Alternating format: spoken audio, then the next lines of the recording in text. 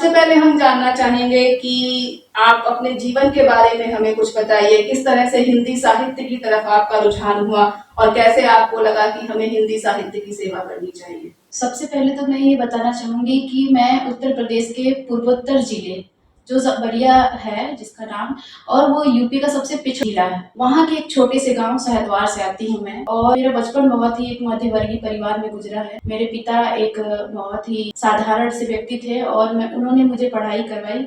BA के दौरान मेरे पिता मुझे छोड़ के चले गए। उसके बाद से बहुत समस्याएं आने लगी, तो मैंने एक प्राइवेट स्कूल में पढ़ाना चालू किया। वहाँ पे सीबीएसई के बच्चों को मैं 9th-10th को अंग्रेजी पढ़ा। वहाँ पढ़ाते ही वहाँ के एक प्रिंसिपल थे, उन्होंने मुझे कहा कि तुम बीए एमए करना चाहती हो अंग्रेजी साहित्य से, तो उसके लिए तुम कितना इंतजार करोगी? अपने यहाँ अंग्रेजी साहित्य से एमए नहीं है, तो तुम्हारे पास जो अन्य 2 उपलब्ध विषय हैं उन विषयों से एमए कर लो।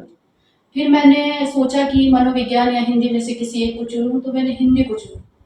हिंदी को मैंने एक वैकल्पिक विषय के तौर पे चुना था। वो मेरा अपना विषय नहीं था, लेकिन चूंकि परिस्थितियां ऐसी थी, हमारे यहाँ अंग्रेजी साहित्य नहीं था, तो मैंने इस तरह से अपने स्नातकोत्तर में हिंदी को चुना और फिर मैं हिंदी में इस तरह से आई। तो हिंदी में मेरा आना एक तरीके से अचानक से हुआ, लेकिन हाँ ये है कि उसके बाद से मैं हिंदी की होके रह गई और मैंने हिंदी से फिर बाद में स्नातकोत्तर करने के बाद नेट किया, जेआरएफ किया, फिर सीनियर रिसर्च फेलोशिप में पीएचडी भी हिंदी से